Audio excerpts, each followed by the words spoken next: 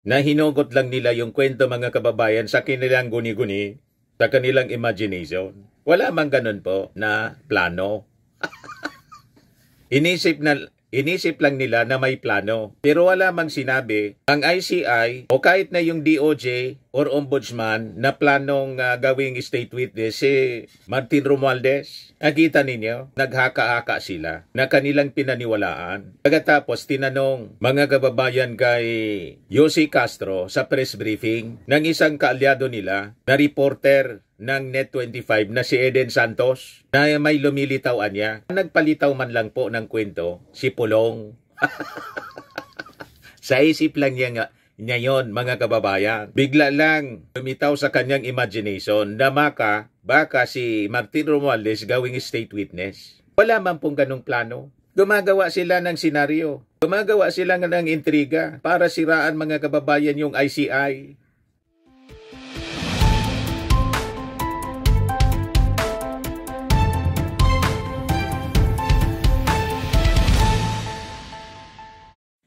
Hello po mga kababayan, si Dante Maravillas, Bicolano vlogger, broadcast journalist from Albay. Dito muna tayo mga kababayan sa pinapakalat na fake news laban kay Martin Romualdez at saka kay bagong ombudsman Boying Rimulya. Pinapalabas nila na si Martin Romualdez, after na humarap kahapon sa investigasyon ng ICI, gusto daw gawin na state witness. Pati po si Yossi Castro, na biktima ng sindikato. Sindikato ng nagpapakalat ng fake news. Ayan ginamit mga kababayan, siyempre kalyado nilang media, Net25 reporter. Yung sa Iglesia ni Cristo. Alam naman natin po kung saan nakakiling ang Net25. Ang Iglesia ni Cristo owned TV network. Andyan si Marcoleta. Di ba? Diyan nagpo-programa. At nandyan si Eden Santos, yung reporter na naka-assign sa Palasyo Malacanang. Yan Eden Santos, Net25. Nagtanong kay Yossi Castro, Yossi, good afternoon po. Nanumpa na po si former House Speaker Martin Romualdez sa Independent Commission for Infrastructure. Ang sabi po niya ay lubos siyang makikipagtulungan at tumulong sa pagtuklas po ng katotohanan para wala siyang itinatago. Wala siya dapat na itago bagaman hindi siya bahagi ng Bicameral Conference Committee. May mga lumutang din na parang kinokonsidera siya na maging state witness. Pwede po ba siyang maikonsidera na maging state witness dito po sa flood control mess? Siyempre yung sagot naman po ni PCO Yossi Castro, depende po sa kanyang magiging salaysay at kung ano po ang kanyang mailalahad at depende na rin po yan sa Department of Justice kung siya po ay maituturing na isang state witness. At ito naman po ay irerekomenda sa korte. So, lahat po yan depende sa lahat ng mangyayari.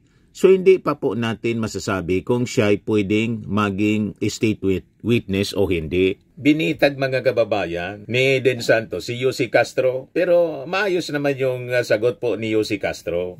Safe naman po yung sagot ni Yossi Castro. Kaya lang, ang source pala mga kababayan ni Eden Santos, sa ganong tanong, si Pulong, nagpakalat ng fake news. Si Pulong, nagpalitaw siya ng haka-haka. Wala man pong ganon. Opinion lang po ni Pulong. Base sa kanyang haka-haka. Yan Sabi ni Pulong, so what's next? The mastermind becomes the witness. The witnesses become suspects, and the people as always become the fools. Pinalabas ang balitang ito, opinyon ni Pulong ng Para sa Bayan. Alam na ninyo yung Para sa Bayan, yung SMNI ito po. Representative Paulo Duterte binaktikos ang balak na gawing state witness ang masterminds. Taong bayan, magmumukhang tanga. Mariing binatikos ni Representative Paulo Duterte ang balak umanong gawing state witness ang pangunahing itinuturong utak ng maanumalyang flood control projects. Anya, tila nagiging baliktad na raw ang hustisya sa bansa, kung saan ang mastermind ang gagawing testigo, ang mga testigo ang itinuturing na suspect. At ang taong bayan naman ang magmumukhang tanga. Ang matinding pahayag ni Duterte, kasunod ng mga ulat na posibleng gawing state witness si Martin Romualdez sa gitna ng malawakang investigasyon sa flood control corruption scandal. Yan ang pinalabas nilang kwento, na hinugot lang nila yung kwento mga kababayan sa kanilang guni-guni, sa kanilang imagination. Wala mang ganun po na plano.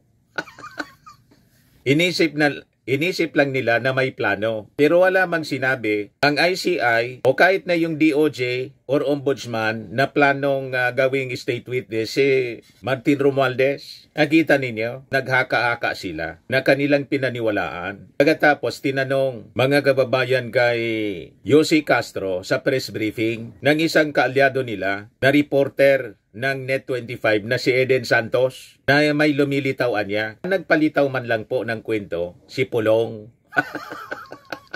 Sa isip lang niya ngayon, mga kababayan. Bigla lang lumitaw sa kanyang imagination na baka si Martin Romualdez gawing state witness. Wala man pong ganong plano. Gumagawa sila ng senaryo. Gumagawa sila ng intriga para siraan mga kababayan yung ICI.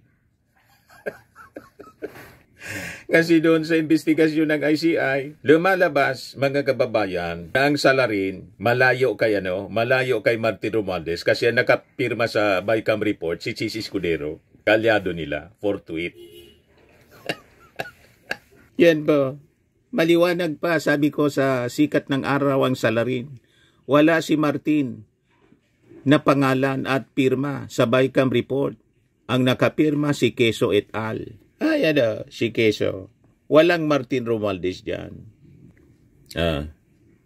Walang Martin Romualdez. Si Senate President Chis Escudero nakapirma. Walang pangalan dyan na Martin Romualdez. Dahil ganon ang sitwasyon base sa ebidensya, hindi parte ng BICAM ang speaker. At dati sa tradisyon mga kababayan, hindi man talaga parte ng BICAM ang speaker, pati Senate President. Pero pinili ni Chis Escudero sa Senado na maging parte siya. Nakapirma eh.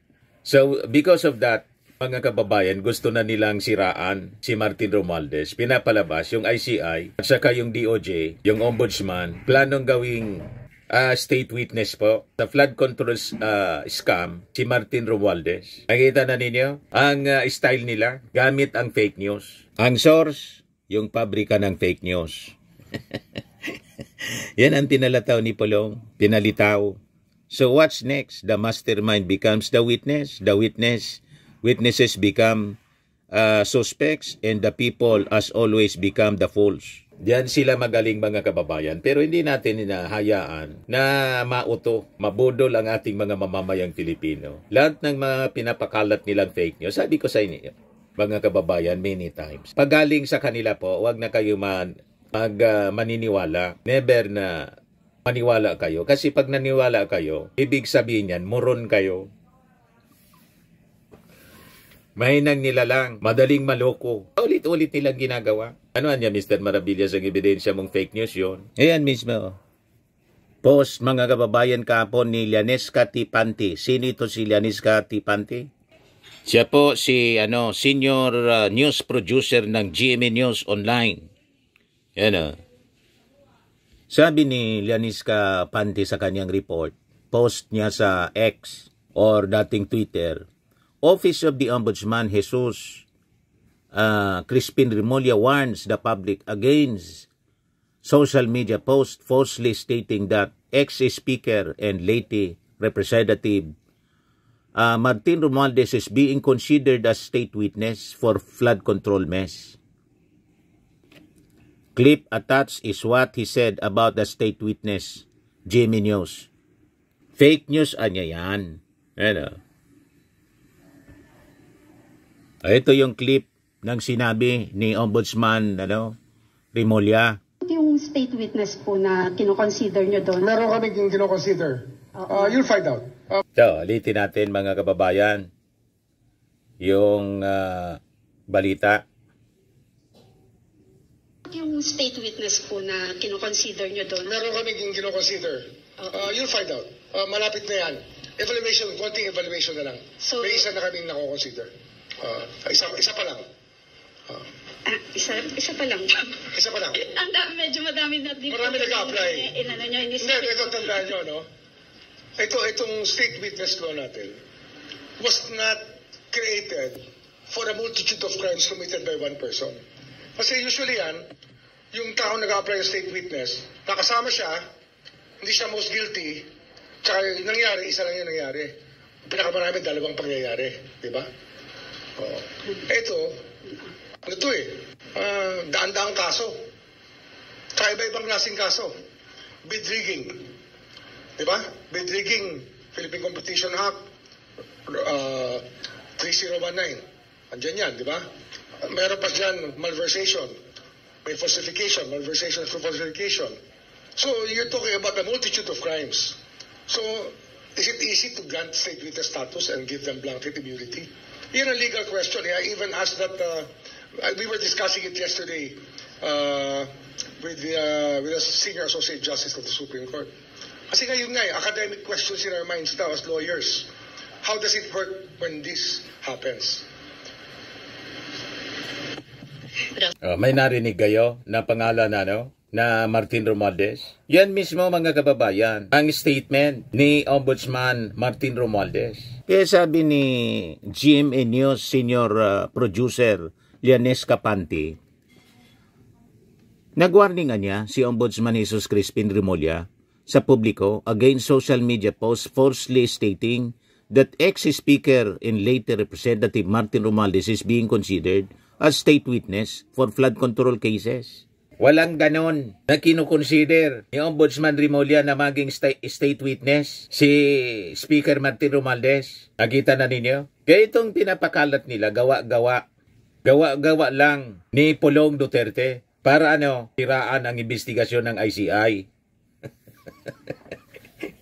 Ganon ang kanilang intensyon. Kasi ang dami nilang mga kaalyado ang sangkot. Tumiba po si Diskaya sa kanyang kontrata. 2016, malinaw doon mismo sa investigasyon ng Senado. Pero anong gustong mangyari ni Jinggoy? Focus lang anya tayo, 2022 to 2025. Ganon tayo pinaglalaroan nila ng mga kalyado sa Senado ng mga Duterte. Itong mga Duterte senators. Hindi sila lulusot, mga kababayan. Kasi lalabas at lalabas ang totoo. Ang totoo may resibo. Ayan Chis Escudero nakapirma. Martin Romualdez walang pangalan, walang pirma kasi hindi siya parte ng Bicameral Conference Committee. Hindi siya sangkot sa insertions. Napilit nilang sinasangkot. O diba? Malinaw po ang ebidensya. Tandaan po natin, walang resistance kay Martin Romualdez na mag-arap sa investigasyon. Pero yung mga Duterte, kumusta naman? Kahit yung tatay, ayaw humarap sa trial. Ang daming palusot. Kesyo, yung kanilang tatay Digong daw, unfit to face trial. To stand trial, unfit daw. Nagka-amnesia. Tapos galit na ilalim mga kababayan sa medical examination. Galit sila. Kasi alam nila, mabubuking yung mga palusot nila, mga gawang kwento. Ganon din si Sara. Si Sara Duterte, sige lang ang daldal na I want bloodbath. Yun pala, yung forthwith sa impeachment, naging archive. Sila yung takot, mga kababayan. Pero, inocover nila sa pamamagitan ng mga propaganda. Ito naman ngayon ginagawa nila. Sinisiraan nila yung ICI, pinapakalat na laman niyang mangyari dyan kasi ayaw gawing public yung investigasyon. Bakit sa Korte Suprema hindi public pero naniwala kayo sa desisyon kasi pabor sa inyo? Bakit sa Korte hindi man po live ang hearing sa Korte? Naniniwala tayo. O di ba? Pag pabor sa inyo, naniniwala kayo. Pag hindi pabor sa inyo, duda kayo. Yan ang problema sa inyo po O ito, si Atty. Falsis, mga kababayan, na-interview tungkol dito sa issue ng BICAM, issue ng insertions. Si Atty. Falsis siguro kilala na ninyo. Very active social media personality. Magaling na abogado. Dahil sa magaling siyang abogado, gustong ipadisbar ni Chis Escudero. Dahil sige po ang post ni Atty. Falsis at laging ini-interview po ng mainstream media bilang isang political analyst, commentator. Pakinggan natin yung kanyang sinasabi po. Ayan siya. Not just finance, meron kang, di ba, Committee on Justice, may Committee on this, Committee on that. Yan ang inahandle ng Speaker. Lahat. Kabuuan. So, kapag nag-medal siya specifically in a committee, parang, hindi traditional yon, hindi yon based on tradition. Although hindi naman labag sa batas or wala namang nagsasabi. Hindi labag sa batas, pero yun nga, doon natin nakikita na because may accusations kay Senator Chis Escudero na personally, he ensured na magkaroon ng BICAM budget insertion. Sumama siya doon. Hindi man dapat traditionally. Na naglabas merong mga tinatawag na Hindi dapat siya sumama sa BICAM. Wala kang maririnig na Romualdez insertion. May maririnig ka Zaldico insertions. So doon na tayo papasok. Walang Romualdez insertion. Sino ba yung small committee? Last month, nag-testify si Senator Grace Poe. Ang sabi niya, sinabi niya sa media, kung ano yung sinabi niya sa ICI, ang sinabi daw niya sa ICI, I had no hand or role in the BICAM or in the small committee. Pero hindi niya sinabi bakit, curiously. But the analyst insiders would say na sinideline siya. Or initsapuera siya ni Senator Chis, the Senate President, may pirma si Chis mismo. Handled the BICAM and the 2025 budget. Pero, na pwede ba yun na hindi niya alam? Or, na inosente? Or, Yun ang mahirap, hindi live yung hearings, no? Yes, We cannot hear it Pero yun yung kwento ni Senator Grace Poe.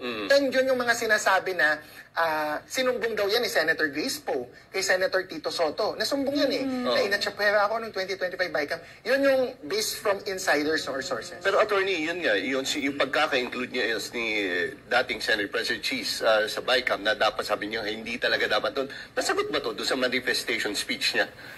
Na-bring up ba niya yan doon sa yung dinefend ba niya yung bakit siya na doon? Or never niya nabanggit yan doon? Yung mga depensa kasi niya sa mga issues sa sarili niya, no, is really more, deflection. Hindi niya sinagot ever directly. Except yung kay Lawrence Lubiano na donations. Yun lang yung sinagot niya. Pero ang sagot niya doon, legal. At lahat daw, ginagawa naman ng iba. Which is also deflection. Which is meaning, tinuturo yung iba bago ma-focus sa kanya. So, he never answered those accusations directly. So, I wonder kung tinanong sa kanya ng ICI ang mga yan at sinagot ba niya sa ICI since it's private and hindi naman natin napapanood o naririnig. Dapat tinanong yan kay Senator Chis because it's clear sa GAA, no? Kahit walang insinuations, we're not saying may ninakaw siya.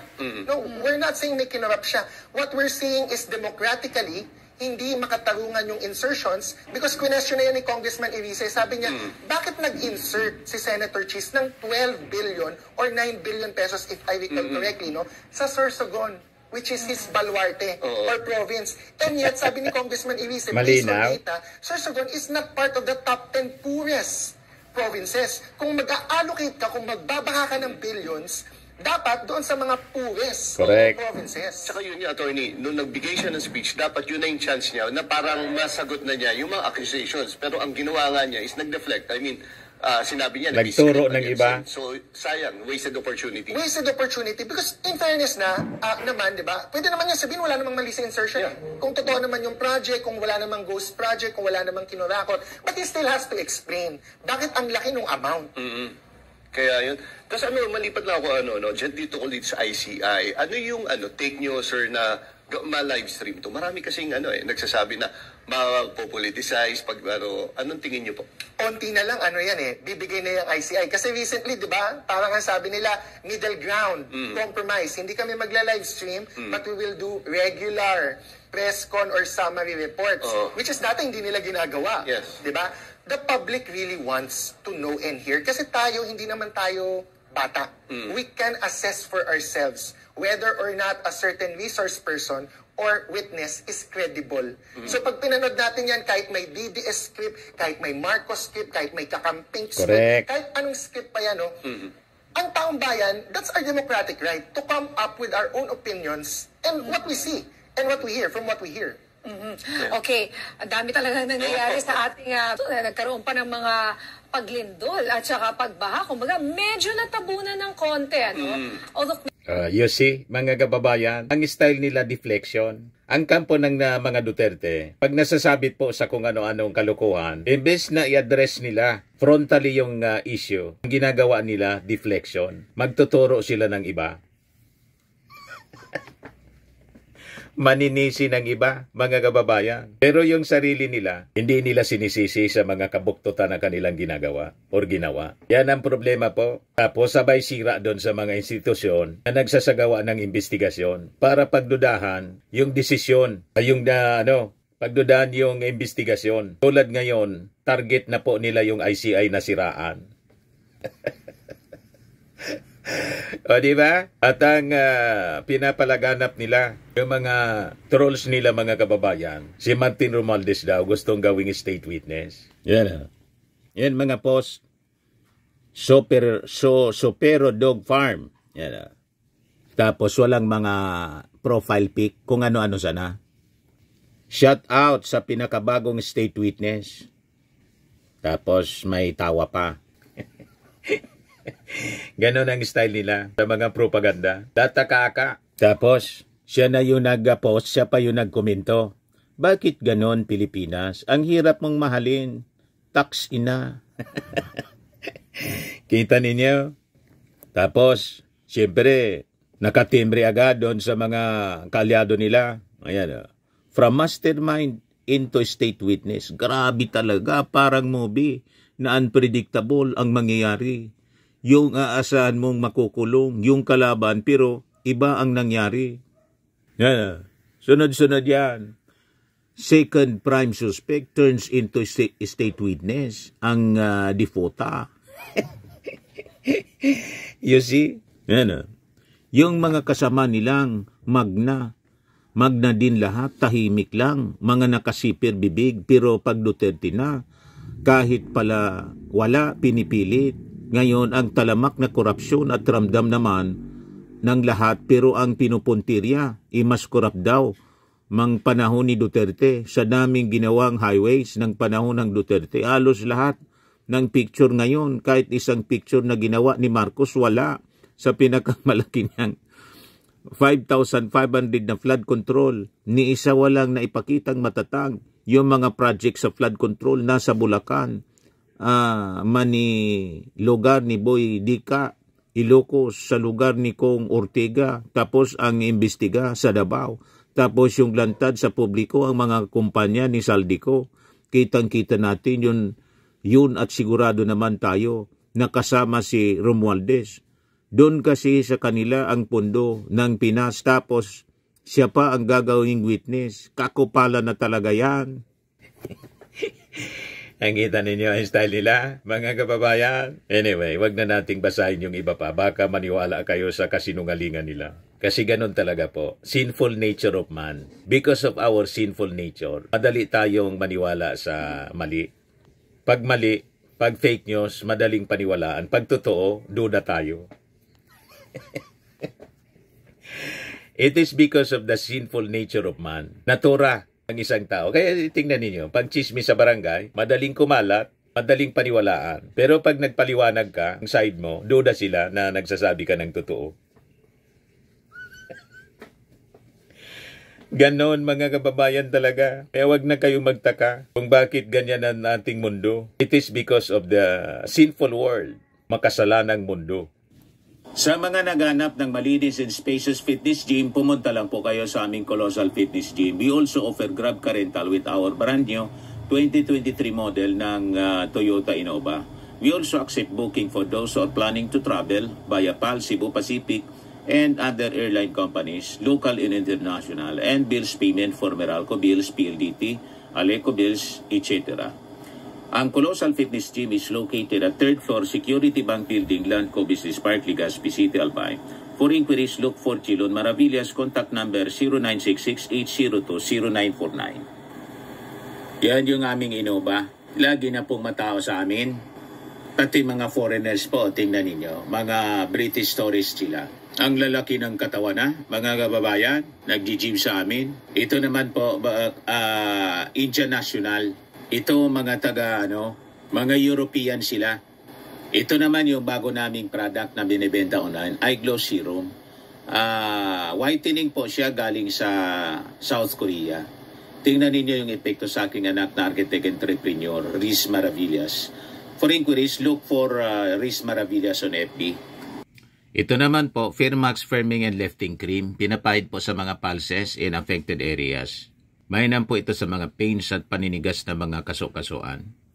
Ito po, Automax Radiant Serum. Sa mukha naman yung application. Anti-aging po siya. You will look 10 years younger than your age. Ito naman yung bagong product namin binibenta online. I am Worldwide Amazing Pure Organic Barley Powdered Drink Mix from Australia. Mainam po ito sa mga cancer patients at for cancer prevention. Endorsed by cancer survivor Maritoni Fernandez. Yan po yung iba pang mga celebrity endorsers. For your business inquiries at kung gusto ninyong matry yung product, mag-message lang po kayo sa amin. Sa Facebook account ko po, Dante Maravillas. Kung magninegosyo kayo, pa-orient kayo sa aking anak, Riz Maravillas. Sa mga mahilig naman po sa mga imported bags and wallets, dumiretso na lang kayo kay Ma'am Eileen Rosales, Eileen Closet. Naka-base po siya sa Amerika.